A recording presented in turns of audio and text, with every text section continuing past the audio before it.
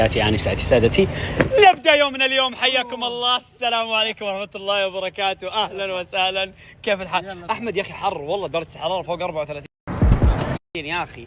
كل مرة بالعيد الموال هذا إنه الألوان اللي مو الأبيض هي تعال والله اسمع والله معلومة كذا. طب بركب يا لو سمحت بالله يا هي تطرد الحرارة أكثر. أبغى أركب، الله يعطيك العافية، بس رجع السيارة بس. اسمع هذه مو كذا أحمد لا تقنعني.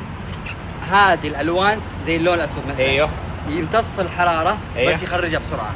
أوكي بدك علامة كاملة؟ تفضل يا والله. لو تبغى تشرح من اليوم بكره ما تقنعني ولا 1%، لان الوانك نايمه. تعال بس بعد اذنك.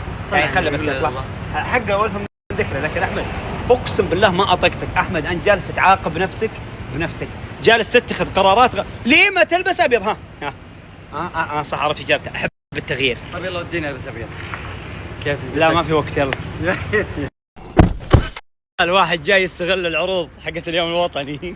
انت قروشتني بسرعه نسيت. شوف ايش جاي فيه. وزن عنده محبط. اسمع والله يا احمد مو بس تحذير، والله يا احمد حتشوف حاجه. والله انا اول ما نزلت هذه من هنا انبسطت. كل شيء فيه كل شيء.